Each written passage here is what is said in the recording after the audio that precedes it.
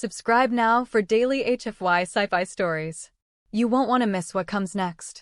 The sky over Xylos 7 was a permanent bruise, violet and swollen, perpetually weeping acidic rain that ate through plasteel in a season.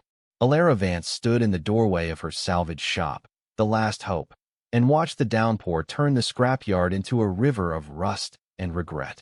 Her shop was a mausoleum for dead technologies, a labyrinth of half-disassembled starships, alien power cores, and forgotten droids stacked like so many bones. The air inside was thick with the smell of ozone, burnt circuits, and the faint, metallic tang of her own blood. She'd nicked her thumb on a jagged piece of wreckage that morning, a small price for a salvage license. Alara was 73, but her age was a lie etched in wrinkles and cataracts. Her hands, gnarled with arthritis, moved with the precision of a surgeon when she repaired a droid's vocal synthesizer or rerouted a power conduit. She was the best scavenger on Xylos 7, not because she was the fastest or the strongest, but because she remembered. She remembered the schematics of a Krellian warp drive, the frequency of a Voss communication array, the taste of her grandmother's apple pie. That last memory was the most dangerous. Her granddaughter, Lena, stumbled into the shop, dripping with rain and resentment. "Grandma, the Shedders are back." Alara didn't look up from the datapad she was fiddling with. The Shedders were the reason Xylos 7 existed, a race of four-armed simian engineers who built machines so complex they bordered on the divine. They were also the reason Xylos 7 was a graveyard. They discarded their failures here, and scavengers like Alara picked over the bones. But sometimes, the Shedders came back for what they'd lost. "Which one?" Alara asked, her voice raspy like sandpaper on metal. "The big one. The one with the gold teeth." Lena shuddered. "He's asking for you." Alara finally looked up. Her eyes were the color of a neutron star, cold, distant, and capable of crushing anything that got too close. "Tell him I'm busy." "He's not taking no for an answer." Lena wrung out her hair, her young face pale. "He said he wants the recipe." Alara's fingers tightened around the datapad.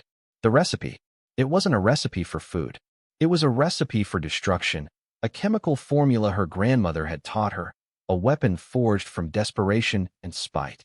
The Shedders had taken her grandmother's life, and Alara had spent 50 years perfecting her revenge. Now, they were here to collect it.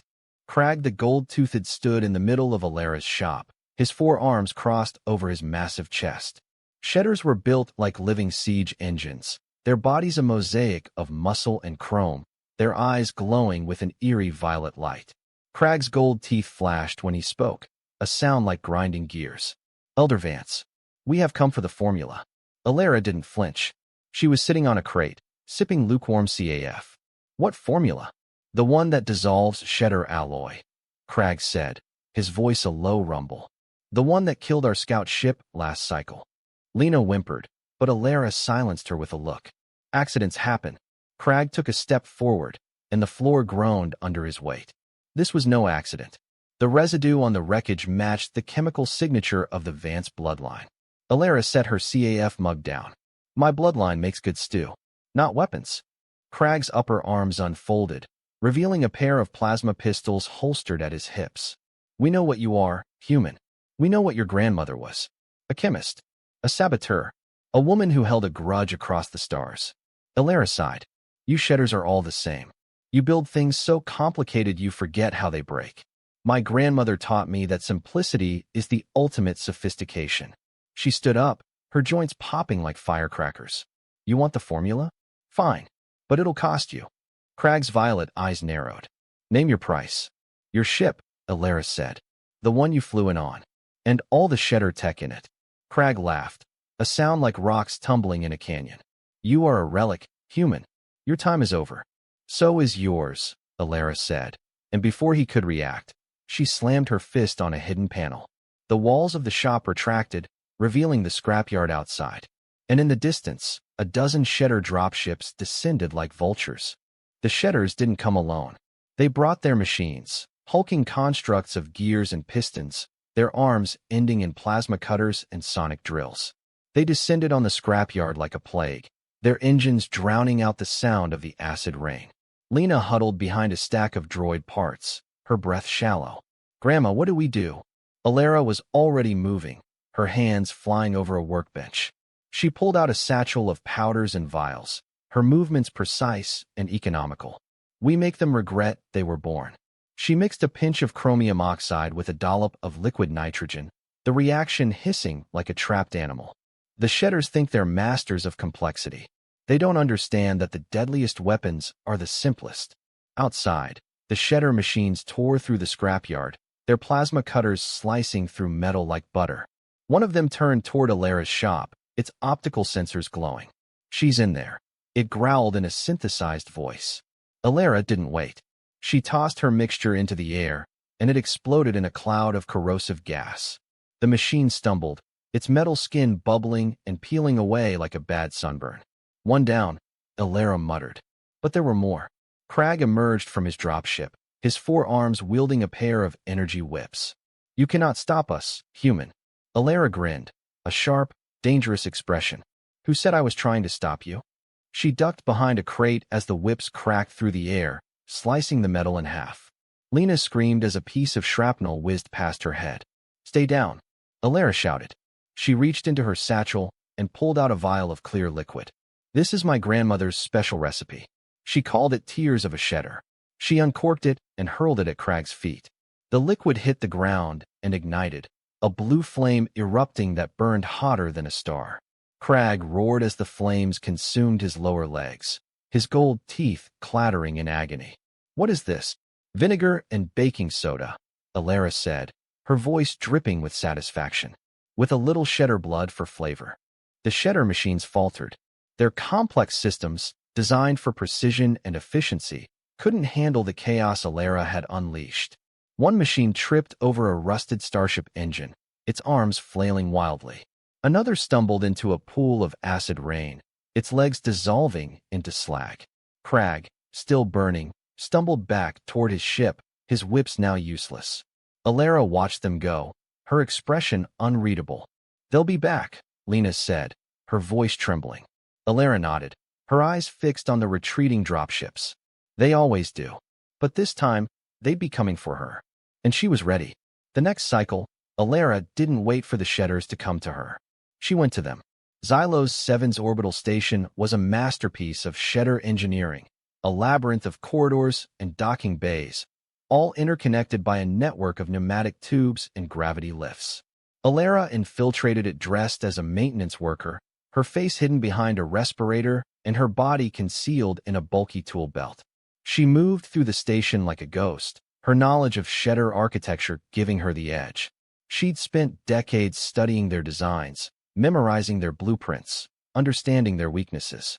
They were proud creatures, obsessed with perfection, and that pride was their downfall. They never expected a simple human to outsmart them. Alara reached the central hub, a vast chamber where shedder engineers oversaw the construction of a new war machine. At the center of the room was the core, a spherical reactor humming with energy. That's where she needed to be. She slipped past a pair of guards and into the maintenance tunnel beneath the reactor. The air was thick with the smell of ozone and hot metal. She pulled out a datapad and connected it to a nearby terminal, her fingers flying across the screen.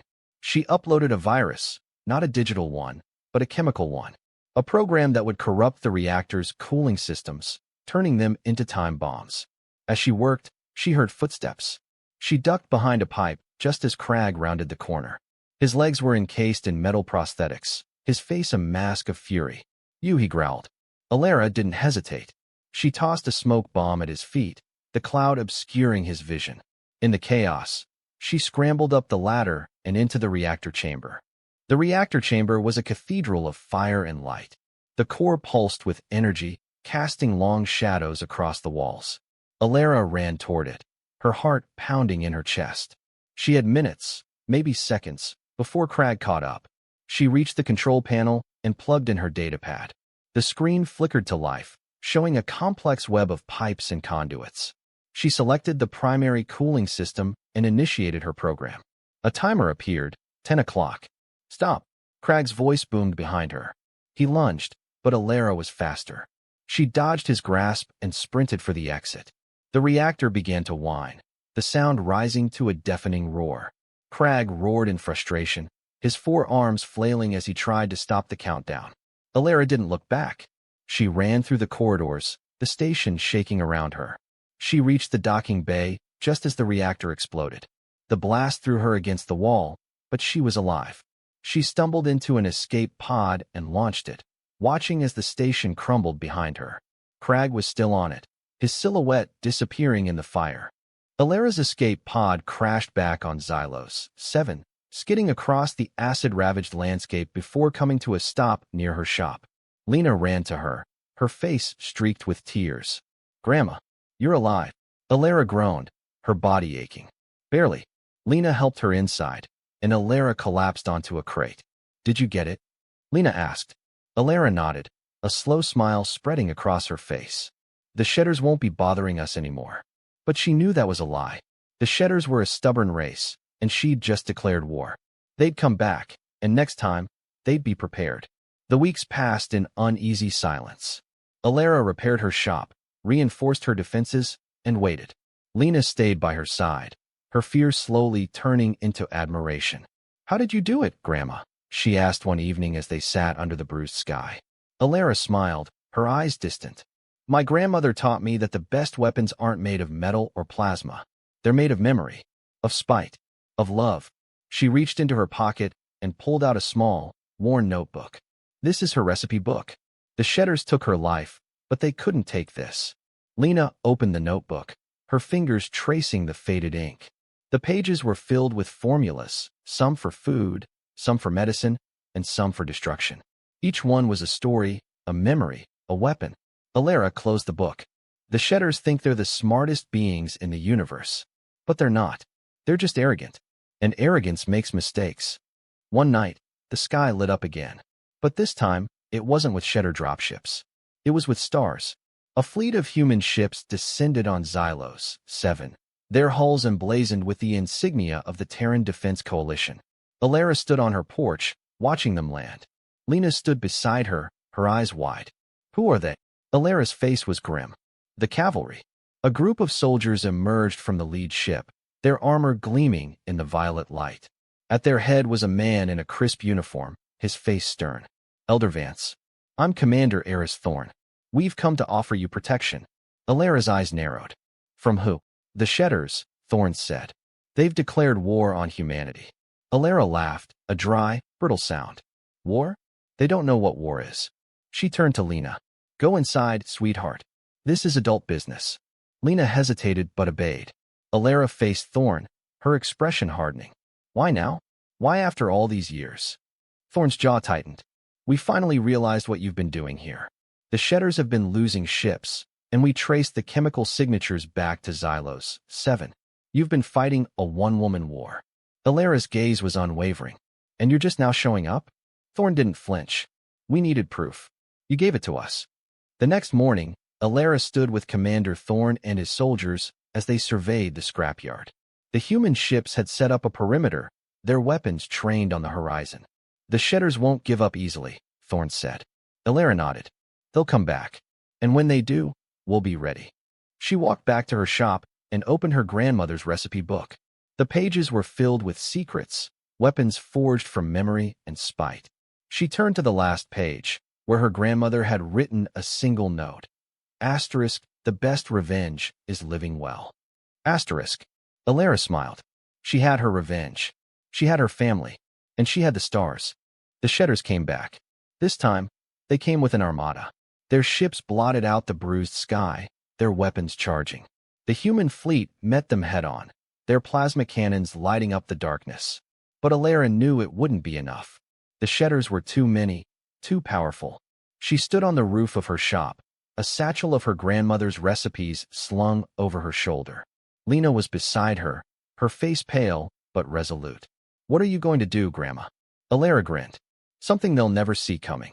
She tossed a handful of powder into the air, and it ignited in a flash of green light. The reaction spread, a chain reaction that consumed the Shedder fleet, their ships dissolving into slag. The Shedders screamed as their own technology turned against them, a symphony of destruction orchestrated by a human grandmother. When the smoke cleared, only the human fleet remained. Thorn approached Alara, his expression awestruck. "How did you do that?" Alara shrugged. My grandmother's secret recipe. She called it the last laugh. She looked at Lena, then at the stars above. The war wasn't over, but for now, they'd won. And Alara Vance, the junkyard witch of Xylos, 7, had proven that the deadliest weapons weren't made of metal or plasma. They were made of love, memory, and a grudge that spanned the stars.